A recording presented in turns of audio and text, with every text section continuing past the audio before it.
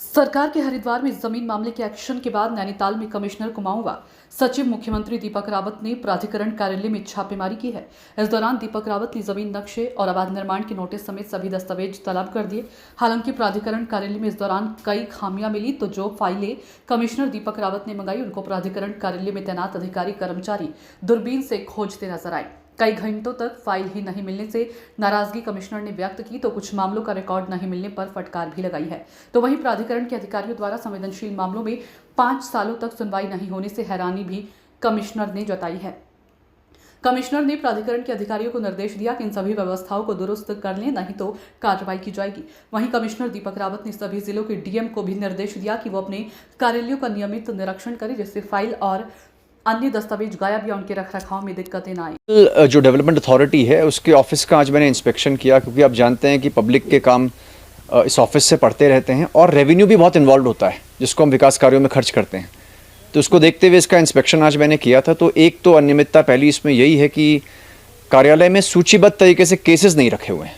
तो ये नहीं पता चल पा रहा है कि मान लीजिए कोई केस 2007 में हुआ तो उसका आज स्टेटस क्या है। सेकेंडली, इसका वर्गीकरण नहीं किया हुआ है कि कौन सा कमर्शियल है, कौन सा डोमेस्टिक है।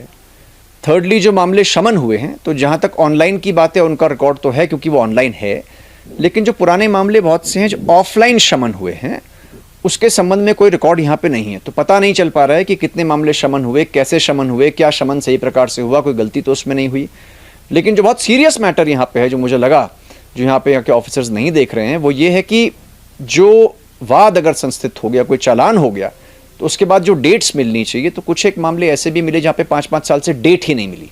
तो मैं समझता हूँ कि ये गंभीर मसला है, जो इसमें मैंने वीसी को कहा है, जो डेवलपमेंट अथॉरिटी के वीसी हैं, कि ये संबंधित का स्पष्टीकरण प्राप्त कर लें और ऐसे मामले जिनमें डेट्स मिल ही नहीं रही है इनको सर्कुलेशन में लाया जाए, क्योंकि ऐसा ना करने से एक तो अवैध निर्माण को बढ़ावा मिल रहा है और ये भी मैसेज जा रहा है कि कोई इसमें प्रिवेंटिव वर्क नहीं हो रहा है। और थर्डली, जो कंपाउंडिंग कराना चाहते होंगे या कंपाउंडिंग जिनकी हो सकती है, वो रेवेन्यू भी सरकार को नहीं मिल पा रहा है। तो ये देखने के लिए कहा गया। फाइल्स की जो लिस्टिंग है वो भी सही तरीके से नहीं हो रही है और कुछ फाइल्स जो मैंने ढूंढवाने के लिए बोली जिसमें 1-1 घंटा विलम्ब हुआ ढूंढने में, तो मुझे लगता है पेपर्स का रख रखाव भी ठीक प्रकार से नहीं है। तो सभी निर्देश यहाँ पे दिए गए हैं और अभी जो एक इंस्पेक्शन में बाकी जो मैं भी देखने जा रहा हूँ, वो मैं ये देख रहा हूँ कि पेंडेंसी जो नक्शों की है वो कितनी है। हमारा आप जानते हैं कि जो नक्शे हैं ये राइट टू सर्विस से भी कवर्ड है, तो हर एक चीज़ की समय सीमा निर्धारित है जिसमें उसको क्लियर हो जाना चाहिए। मैं ये नहीं कह रहा हूँ कि पास ही हो जाना चाहिए, उसमें गलती है तो रिजेक्ट भी हो जाएगा, लेकिन बेवजह उस सिस्टम में अटकावा नहीं रहना चाहिए। तो उसको अभी मैं चेक कर रहा हूँ। डीएम के अंडर जो दफ्तर हैं, कमिश्नर के अंडर जो दफ्तर हैं, ऑफिसेज हैं, विशेषकर जहाँ पे पब्लिक डीलिंग ज़्यादा होती है, इनका इंस्पेक्शन समय समय पर आवश्यक है और इसके लिए पहले से ही रोस्टर निर्धारित है, इसके लिए पहले से समय सारणी में निर्धारित है।